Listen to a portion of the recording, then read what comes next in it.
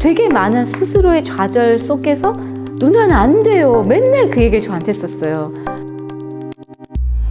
사실 그 모든 무리 속에 저는 가장 지진아였거든요. 그런 감각에 끌리는 그 공부를 시작했었던 거고, 아니 이걸 직업을 가질 수 있을까? 사실 그걸 생각하고 공부하진 않았어요. 정말 100장 정도 그려야지 하나 정도의 그림이 마음에 들게 나올 때가 많아요. 그거에 대한 기다림이 몸에 배이고 나니까 어쩌면은 뭔가의 실패에 대한 두려움이 좀 없어진 것. 이거 하면은 내가 웃어 보이지 않을까? 호기심이 있기 때문에 어떻게 무식하게 그냥 거기에 몸을 던져요. 그게 좌절과 실패와 이것들 속에서도 계속 갔었던 이유가 아닐까 싶습니다. 타인의 시선에 너무나 갇혀있는 아이들이 많은 걸 전 느꼈거든요. 근데 그럴 때 제가 먼저 망가져요. 몰라, 나 모르겠어. 나는 다 아는 사람이 아니야. 난 넓게 아는 거고 너희가 어떤 부분 더 많이 알아. 우리 서로 알아가자 라고 하거든요. 미디어 아티스트 이예승입니다.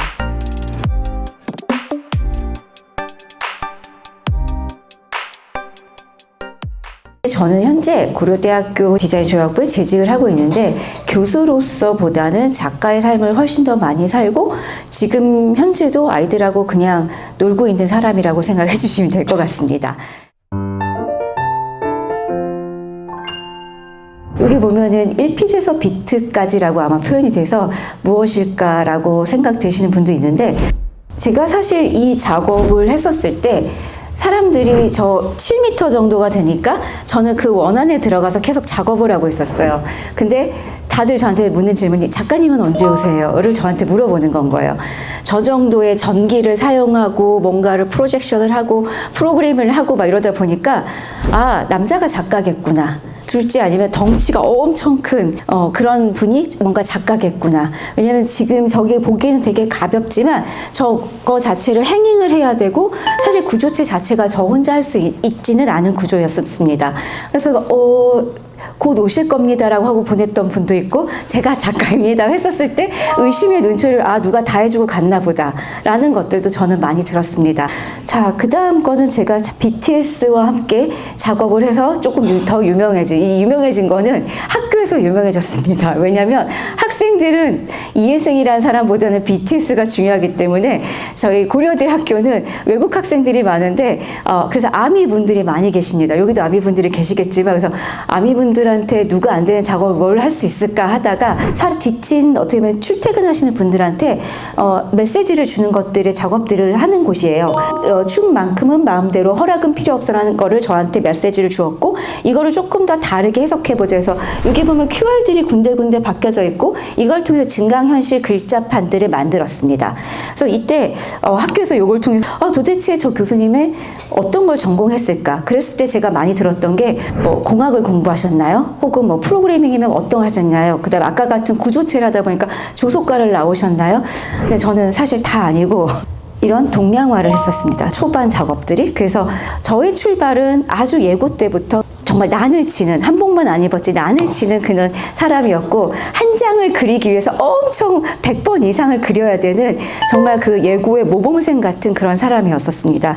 근데도 작업이 저는 이렇게 이걸 그렸던 이유들이 그런 유리창에 비치는 리플렉션 되는 도시들이 그 당시 이제 하이라이즈의 건물들이 한국엔 별로 없었었어요. 근데 뭔가 새로운 거 해보고 싶다라는 그냥 그 마음 가지고 난을 치다가 이 난을 치지 말고 좀 딴 거 없을까? 저는 항상 도시에서 살았기 때문에 이런 유리창에 비치는 리플렉션 되는 게 너무 저한테는 좋았었어요. 그래서 이거를 한번 표현을 어떻게 해볼까? 근데 먹이라는 성질은 원래 가두는 게 되지가 않아요. 그냥 퍼지고 뭔가 번지고 뭔가를 잘 그렸다는 마음이 들었을 때 망합니다. 그래서 여기 어떻게 이거를 가둘 수 있을까? 그래서 이런 어떻게 보면 스크린 같은 실크들을 레이어들을 계속 만들고 마스킹 테이프로 이것들을 다 막으면서 한 작업도 했었었고요. 이전 작업은 이렇게 설치 작업. 2002년도에 저희 첫 개인전. 대학원도 졸업하지 않은 친구가 개인전을 했었습니다. 그리고 100평에서 했습니다. 그러니까 제가 잘나서가 아니라 무식했고요. 그러니까 교수님도 쟤는 무슨 라이트를 저기다 넣었을까. 이때 혼 많이 났습니다. 왜냐하면 20개 이 위대한 이 물질에다가 어떻게 다른 걸 섞어가지고 이렇게 할 수가 있느냐. 그래서 뭐 어리니까 할 수 있지 않을까 이러면서 그냥 했습니다. 그러니까 그 당시는 한국화의 어떤 현대성, 정체성을 매체적인 것들로 표현을 하고 있는데 그걸 사각 프레임 안에서 한다는 게 쉽지가 않았었습니다. 근데 그렇게 해서 가다 보니까 근데 한국에는 생각보다는 그 당시는 막 하이라이즈 빌딩도 많이 없고 왜냐면 건축이 막 이렇게 되고 있는 시점이다 보니까 어디를 갔냐면 친구들한테 물었어요. 미국에 있는 친구들, 야 거기 뭐가 있냐 했더니 시카고가 뭐가 많대. 그래서 시카고를 가서 건물 사진을 찍어오자. 그래서 시카고를 무작정 갔습니다. 그래서 우연히 갔는데 저는 제 인생을 여기서 많이 바꿨습니다. 원래는 이런 빌딩들 사진을 찍으러 갔는데 너무 아니시카푸어 작업을 좋아하는데 거기에 리플렉션 되는 밀레니엄 파크라는 곳이 2000년도에 새로 지어지면서 거기에 리플렉션 되는 거 보면서 어떻게 이렇게 휘어지면서 이것들을 이렇게 큰 민을 만들 수가 있을까. 그러니까 동양화라는 작업은 계속 개념적으로 사람들한테 전 설명을 했었어요. 그러니까 항상 작업을 하고 듣는 건 뭘 그리신 거예요? 개념이 뭐예요? 근데 예술이 흥미가 있고 뭔가 내가 즐거워야 되는데 사람들한테 내가 생각하는 부분을 설명부터 해야 되는구나가 어느 순간 좀 지치기 시작했습니다. 그러고 나서 미국 갔을 때 제가 이거를 만났습니다. 자, 이 작업입니다. 여러분들 뭐 시카고 가셔본 적은 아시겠지만 크라운 파운틴이라는 작업이고 그냥 시카고인들의 얼굴이 이렇게 나오고 물줄기에다가 이렇게 쭉 나오는 건 거예요. 근데 옷을 자기가 뭐 정말 수영복을 입고 왔건 아니건 그냥 와서 다 맞고 그냥 까르르 웃고 너무 좋아하는 건 거예요. 근데 저는 이거를 2001년도 이걸 보고 문화적 충격을 받았습니다. 와, 사람들이 그냥 예술이냐 뭐냐 묻는 게 아니라 다 즐기구나. 그리고 시카고 시민들 제 친구랑은 3, 4일씩 나와서 그냥 앉아있는 건 거예요. 그냥 이것도 재밌고 사람 구경도 재밌고 밤에 봐도 멋있고 와, 이건 뭐지? 이게 예술인가? 그러니까 저는 예술이라는 개념과 정의가 그때 딱 바뀌게 됐습니다. 어떻게 보면 부모님이 너무 좋은 유산을 주셨던 그 모든 거에 알을 깨고 나오는 첫 번째 계기가 되지 않았을까 싶습니다. 그래서 이거를 만든 사람이 누군지를 막 찾아봤더니 시카고 대학에 계신 분이 시스템을 개발해 주시고 작가는 이제 스페인 작가분의 아이디어로 이게 됐다는 걸 보고 시카고 대학을 가야겠다. 그냥 그 마음 하나였습니다. 계속 밀어붙였다는 것들이 너무 중요했던 것 같습니다. 근데 애들이 저한테 농담 반 진담 반으로 교수님처럼 되려면 어떻게 해요? 그러면 막 살아. 저는 그냥 그렇게 얘기합니다. 왜냐면 그래야지 제가 비로소 저로서 지금 어쩌면 성장하는 그 과정들이 너무나 중요했다는 저는 그런 것 때문에 이런 생각이 듭니다. 가상이라는 것들. 근데 이 가상이라는 것들은 어쩌면 앱스트랙이에요. 그래서 제가 동양화를 하고 이런 것 부분들을 했었을 때는 또 어떤 개념이 서양화 막 이런 설치 미술이 막 그 당시 유입이 되면서 동양화를 전공했다는 것만으로 동양과 나오셨어요? 동양화 그거 되게 못하는 사람들이 가는 데인데 라고까지 저는 듣기도 했습니다. 그러니까 그게 저는 인생이 내가 정한 게 아닌데 내가 뭔가 사회에서 뭔가에 모질라지는 사람이 되는구나라는 느끼면서 동양화에 대한 솔직히 어떤 부분에서 네거티브함도 갖게 됐었어요. 지금 저에게 사람들이 얘기하는 건 뭐냐면 어떻게 시대의 그런 것들을 잘 컨셉을 연결하셨어요? 왜냐면 저의 모든 지금 미디어의 이 씬에서의 모든 내러티브는 동양 철학이 바탕이 됩니다. 근데 그게 동양화를 했기 때문에 억지로 연결하려고 하는 게 아니라 지금의 시대의 모든 상황들, 미디어에서 만나는 모든 매체적인 특징들이 사실 동양 철학에서 만나는 모든 순환적인 개념들, 물화일체의 사상들, 그 모든 것들이 사실은 맥락에 같이 하기 때문입니다. 근데 이런 말을 처음부터 하면 되게 똑똑하시는데 아닙니다. 뭐냐면 제가 몸에 경험적으로 그게 계속 배워졌기 때문에 어느 순간 이게 나의 그 경험에 그 무너졌던 그 순간순간들이 무너진 게 아니었구나를 사실 지금 이 타임에서 그걸 알게 되었습니다. 자, 이게 작년에 비엔날레에서 보여줬던 작업인데, 저는 동양화 그림을 한번 생각을 해보면은, 동양화는 그림자가 중요한 게 아니라 사실 개념과 이 어떤 선필이 되게 중요해요. 그래서 아마 동양화에 서양적 기법이 들어오기 이전에 그림을 보면은 그림자가 하나도 없습니다. 그림자가 있다는 건 뭐냐면 시간이 고정된 거, 빛이 고정된 건 거예요. 그렇기 때문에 서양화에서의 기법은 그 순간을 포착하는 거예요. 그렇기 때문에 동양화는 고원법, 심원법에서 뭐 위에서 바라보고 아래에서 내려보고 이런 모든 것들이 있는 거예요. 동양화 하나의 그림에 앞에는 멀리서 보는 걸 위했을 때 그런 심원법과 그 다음에 높게 봤을 때 좋았던 어떤 고원법 이런 것들이 한 그림 안에 섞여 있고 그 장면에 굽이기를 그리기 때문에 앞에는 극단적으로는 막 여름산, 뒤에는 가을산까지도 그리면서 시간이 압축돼서 하나의 장면에 포착되어 있는 겁니다. 지금의 세상을 바라보세요. 우리가 미디어라는 매체로 시간을 압축시키고, 뭐 디지털 트윈을 써서 뭐 가상적 아바타를 만들고, 어쩌면 그 주체와 객체라는 것들을 우리가 막 계속 변화를 시키고, 그러니까 지금의 시대를 바라보는 것들, 그러니까 K컬처가 저는 뭐 국뽕이다 이런 개념이 아니라 이 동양의 문화들이 지금 계속 발전돼가는 이유들이 단순히 서양 반대되는 개념들이 아니라 이 정신성과 어쩌면 그 함축되어 있는 부분들이 진정성과 전통성처럼 어쩌면 우리의 근원에 있는 그런 개념들이 사실 계속 끄집어내가는 이 상황에 있기 때문에 이 동양성이라는 것들, 그리고 제 작업에 대한 어떤 주목도가 올라간다는 생각을 하게 되었습니다. 그렇기 때문에 저는 이 작업도 동양화의 그런 산수가 단순히 플랫한 화면에 있는 게 아니라 입체적 구조체로 나오길 바랬습니다.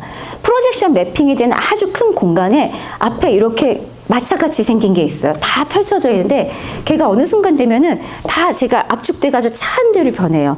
그래서 저 앞에 수레 같은 걸로 끌고 갈 수 있는 형태가 돼요. 그래서 지금 서랍장 형태들이 다 펼쳐져 있어요.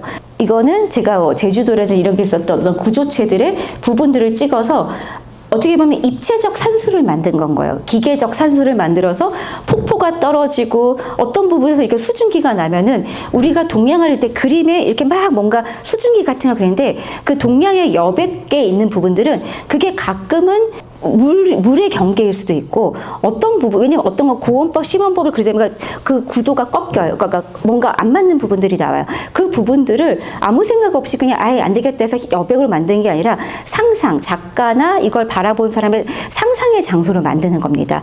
그렇기 때문에 이렇게 막 물이 나오고 그 다음에 이렇게 프로젝션 매핑 되는 게 리플렉션 돼서 뭔가 투사되고 이런 것들을 만나는 것들이 저희가 이제 그런 거 물이 나오는 구조체였는데 이런 구조들을 만드는 것들이 마치 어디서는 강바다 같기도 하고 어디서는 물 같기도 하고 바다 같기도 하고 안개 같기도 하는 하나의 매체가 다양하게 보일 수 있는 것들을 저는 표현하고 싶었습니다. 어쩌면 지금의 시대는 이런 식으로 다양한 것들이 혼종적으로 있는 시대고 앞으로도 그렇게 가는 시대입니다. 근데 저희가 학교에서도 가르쳐보고 그럴 때 가장 큰 문제는 뭐냐면 기술에 너무 접근해서 배우고 있고 가르치고 있다는 생각이 듭니다. 제가 아까 말했듯이 남동생은 전자제어 계측을 했습니다. 그래서 제가 할 때 내가 이런 거를 공부하려고 하는데 미디어라는 게 있대.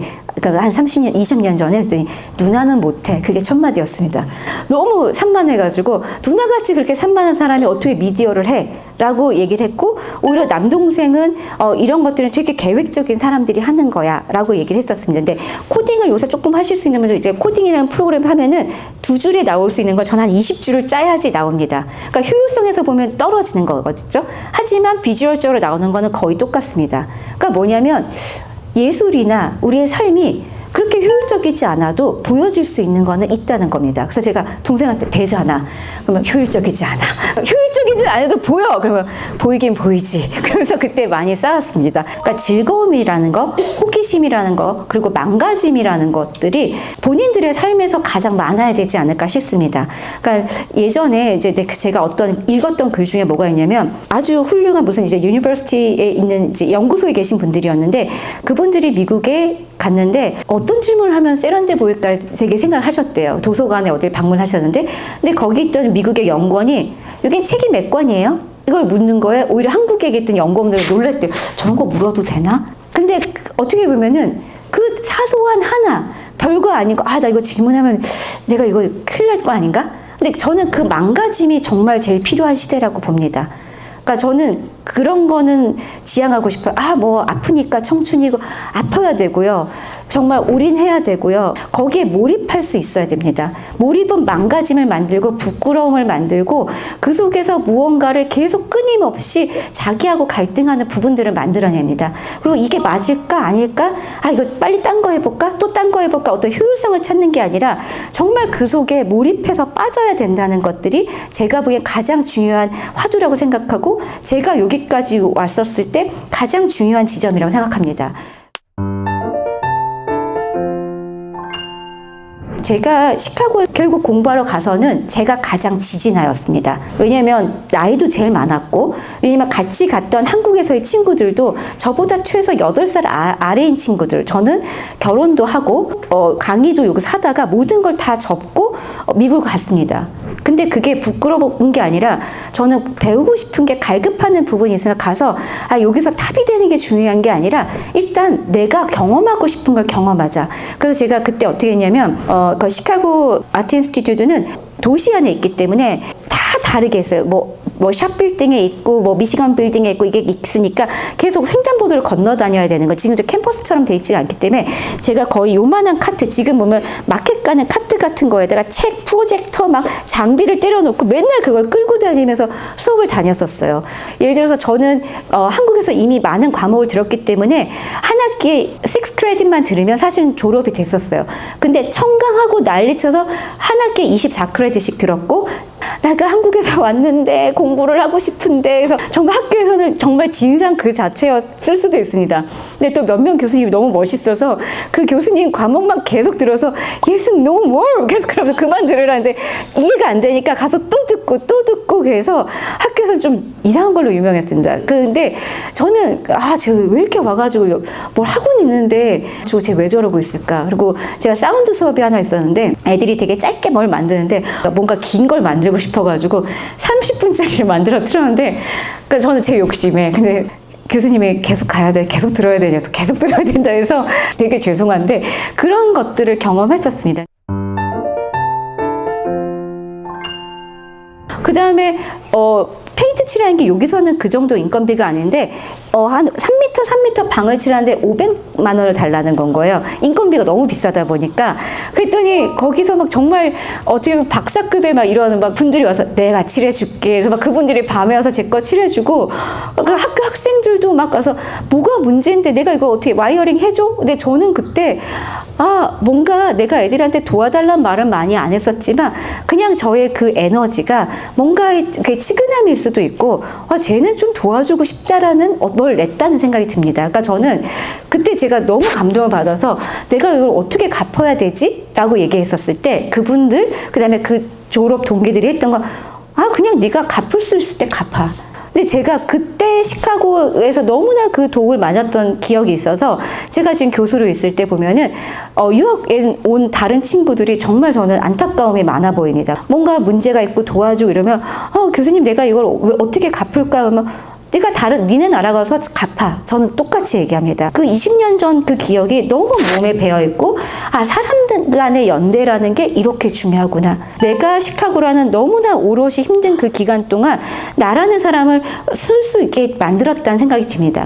그 친구들이 사실 이거 할 때 되게 많이 도와줬었어요. 저희가 막 센서 같은 걸 처음에 막 배웠었어요. 예를 들어 우리가 현관 지나면 불 들어오고 이런 것들을 센서들을 배울 때 야이씨 이걸 밥을 먹고 살겠냐? 재미는 있는데 이거 가지고 뭐 하지 우리는? 그러니까 지금이야 이렇게 우리가 뭐 IoT라는 개념으로 있지만 그 당시에는 저희 실험실에서 그러니까 아두이노라는 걸 전에 와이어링이라는 그 보드가 있었는데 그런 것들을 저희 학교에서 만들기 시작했기 때문에 텍스트북도 없었고 저희끼리 스터디한 걸로 하고 그랬었거든요. 우리가 근데 이거 하는 건 좋은데 한국에 이걸 가르치는 학교도 없고 아마 가서도 없을 텐데 우린 이걸로 뭘 하고 살 수 있을까? 근데 우리의 감은 이런 걸 좀 배우고 싶다는 그 니즈로 모였다는 것밖에 없고 그들 중에 제가 제일 지원아 이거 어떻게 하는 거야? 누구야? 승현아 이거 뭐야? 맨날 물어보고 했던 아, 누나 그냥 빨리 가서 자. 말고 누나 그냥, 왜냐면 그 친구들은 나중에 지금 되게 친한 친구들인데 그냥 잠깐 배우고 빨리 한국 돌아갈 그냥 아줌마로 생각했다고 했었습니다.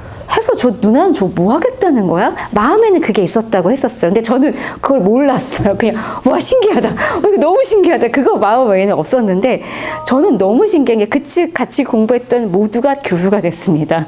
근데 이게 다 똑똑해서가 아니라 다들 한 명은 회화를 했던 친구였는데 이쪽 분야를 갖고, 어떤 친구는 조소를 했던 친구인데 이 분야가 됐고, 어떤 분은 전혀 다른 걸 했는데 해서 다 어디에 각각의 교수들이 됐습니다. 근데 교수가 됐다는 거에 어떤 직업적인 걸 말씀을 드린 게 아니라 사실 직업 중에 가장 보수적인 데가 학교입니다. 근데 학교에서 저 같은 사람을 뽑았다는 것들, 그거 자체가 아, 사회가 많이 변하고 있구나를 제가 느낍니다. 그건 뭐냐면 그 당시에는 이게 돈이 될지 직업이 될지 우리가 즐겁게 끝까지 할지를 몰랐던 것들이, 아, 이렇게 우리가 그냥 했던 그 감각으로 갔었던 그것들이 이렇게 우리를 즐겁게 하고 지금도 이런 많은 일들을 행할 수가 있구나를 보면서, 아, 결국에는 내가 그걸 버텼던 것들은 아, 트렌디한 거 공부해야지 쇼컷을 했었던 게 아니라, 어쩌면 저 같은 경우는 동양화라는 걸 했기 때문에, 동양화 아까 설명해 난을 100장씩 치고 했었던, 아, 일단 하다 보면 어느 순간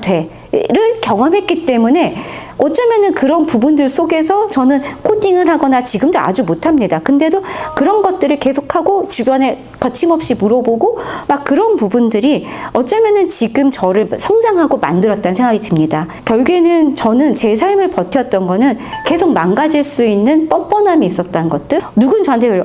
머리가 좋으신가 봐요. 뭐를 잘하시나 봐요. 프로그램을 전혀 아닙니다. 저는 뭐냐면 계속 그 트렌드를 배워가려는, 그리고 그 호기심이 이제 안 돼. 이게 아니라 일단 해보자. 저는 일단 해요. 그 다음에 잘하는 친구나 제자나 그래서 너 이거 잘하지? 나 좀 가르쳐줘. 저는 그래요. 이제 서울대에서 강의를 했었을 때 그 친구가 원래는 미국에서 공부했었던 친구인데 석사 과정을 한국의 서울대학교로 왔었던 친구가 있었어요. 야, 너 나보다 프로그래밍 잘하는데 왜 왔니? 했더니 아, 교수님, 저는 프로그램을 교수님 것도 다 해드릴 수 있는데 콘텐츠를 어떻게 만드는지 모르겠어요. 창작하고 창의적 사고하는 방법을 전 교수님한테 배우고 싶어요 라고 했었어요. 그래서 그 친구를 2년을 가르치면서 했었었고, 제가 그 학교에서 끝나고 제가 고대로 오게 됐었을 때 그 친구한테 이제 네가 내 선생님이 되라. 그래서 그 친구한테 프로그램을 또 배우게 됐었어요. 근데 그 친구가 아주 사악하게 저를 가르치더라고요. 야, 너 왜 이래? 빨리 답을 내놨대. 교수님이 저를 그렇게 가르쳤는데 저희도 이렇게 해야죠. 그래서 그 친구한테 아주 혼나면서 많이 배웠습니다. 어쩌면은 정말 그걸 잘하는 그 마스터는 윗세대에 있는 게 아니라 아랫세대에 있을 수도 있다는 생각이 듭니다. 왜냐면 제가 문화적 충격을 받은 게, 보통 피지컬 컴퓨팅이라는 수업이 있으면 16주째 8주 수업 나갈 양이면 요 정도 하면 되게 했는데 코로나가 오고 2주에 끝났습니다, 수업이. 왜냐면 지금의 아이들은 너무나 미디어에 대한 흡수력이 빠르고, 예전에는 유튜브 어디 찾아요? 뭐 어디 있어요? 물어봤던 정보에 대한 부분들을 본인들 스스로가 막 잘 찾아서, 그리고 챗 GPT도 알아서 써요. 그래서 제가 그걸 보면서 와, 이 트렌드들을 제가 오히려 흡수하고 같이 알아갈 부분들을 공부를 해갑니다.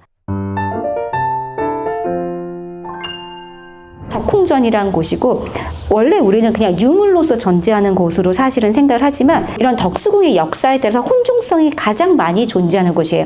어떤 체계를 가지고 했었던 것들이 아니라, 여기 보면 돌 위에 돌이 있는 경우도 있는데 그게 정말 어떤 미적인 미학적인 이유로서 둔 게 아니라, 공사하다가 여기 놔뒀는데 그 다음 공사 한 번이 그 위에 두고 그게 50년이 지나니까 유물이 돼버리고, 사실 그런 부분들이 주변에 있게 됩니다. 근데 어쩌면 저는 그런 혼종성이라는 거, 저희가 여태까지 왔었던 어쩌면 왕권의 권위를 어떻게 보면 더 밑으로 떨어뜨리게 했었던 일제시대의 일들이라든지 그런 역사적 내러티브들을 제가 보면서 어떤 하나의 문화유산이라는 부분들이 단순히 과거 것이 아니라 지금과 연결되는 맥락화시킬 수 있는 부분들을 저는 알게 됐고, 그 부분들을 이제 저희 탐구의 분야이기 때문에 이런 식으로 했습니다. 그래서 저는 이때가 코로나가 가장 심했던 시기였거든요. 그래서 이게 밤에는 이렇게 보여요. 제 작업이 더 오롯이 보인다면은 낮에는 이런 식으로 덕홍전의 이 붉은 이미지들이 더 강렬하게 오고, 제 작업의 리플렉션에 대해서 제 작업은 거의 보이지가 않아요. 그냥 거울화가 되는 건 거예요. 그러니까 뭐냐면 주체랑 객체는 계속 끊임없이 변화하는 이 동양 철학적인 것들과 어쩜 이렇게 잘 맞아 떨어질까. 제가 아티피셜한 붉은색을 칠하지 않아도 제 작업이 오롯이 붉게 보일 수 있는 그 장면들, 그런 것들 속에서 우리가 이 혼종성이라는 것들을 어떻게 생각하고 가야 될지라는 생각들이 들었습니다. 제가 이 작업은 금천교가 그 덕수궁에 저는 구곡소요라는 작업을 했었는데 이 작업을 할 때 너무 재밌었던 게 이 금천교는 뭐냐면 이승과 저승처럼 일반인들이 머무는 곳과 왕이 머무는 신성한 곳을 지나는 그곳에 어떤 가교 역할을 하는 곳이기 때문에 궁전에 가면 이런 것들이 있어요. 여기에다가 뭘 하나 해봐야겠다. 그래서 저게 지금 보면 별거 아니겠지만 돌 거의 몇만 개를 다 하나씩 손으로 놓은 건 거예요. 그래서 QR을 만들었어요. 그래서 제 스태프들과 저 2m 밑에 내려가서 하나씩 놓으면서 막 땀을 흘리고 근데 어느 날 막 폭풍이 쳐가지고 다 흩어지고 막 그러면서 이것들을 놨었는데 그 재밌었던 건 놓는 저희도 재밌었는데 어르신들이 가면서 이거 찍고 들어가야 돼요? 아직 안 되는 이거 우리 지나갈 수 있어요? 무조건 찍어야지 지나갈 수 있다 생각해서 되지도 않았는데 와서 화를 내시는 거예요. 아니 이거부터 해놓으셔야죠. 그래서 아니 이게 아닌데 그래서 너무 저는 놀랐습니다. 그래서 이 기술이 이렇게 발전되면서 사실 뭐 디지털 소외라는 말도 있고 막 그런 것도 있었는데 이게 어르신과 어떤 세대적 갈등들이 아니라 이 기술을 통해서 그 다음은 무엇을 볼 수 있을지에 대한 부분들을 좀 고민하게 되었습니다. 그러니까 이게 이렇게 만들어졌는데 재밌는 거는 여기에 뭐 낙엽이 팍 떨어지면 그 다음날 안 된다고 연락이 와요. 그러면 낙엽 몇 개 치면 또 돼요. 그러니까 이게 뭐냐면 우리가 가진 정보 이렇게 보면 다 똑같아 보이지만 우리 시각적으로 보는 것과 아닌 것 어떤 차이들이 우리가 너무나 둔하게 보고 있다는 것들. 그러니까 그게 어쩌면 우리 동양화나 동양성에서 말하는 어떤 순환에서도 있고 타자적인 것들 그리고 다층적으로 고민해 봐야 되는 것들 그게 지금 시대부터 여러분들이 가야 될 길이 아닐까 하는 생각이 듭니다. 저는 여백이 정말 중요한 시대라고 생각이 듭니다. 왜냐하면 저만 해도 자는 순간까지 너무나 많은 정보 속에 놓여져 있고 꿈에서도 그거를 꾸고 있고 깨서도 그거를 하고 있는 저를 보고 정말 여백이 없는 삶이거든요. 근데 제가 가끔 뭘 하냐면 그냥 여행을 가거나 저를 아예 디스커넥트를 딱 시켜버려요. 그래서 작년에 너무 좋았던 거는 남편하고 오로라를 보러 갔습니다. 그냥 왔는데 제가 호흡을 할 수 있게 됐어요.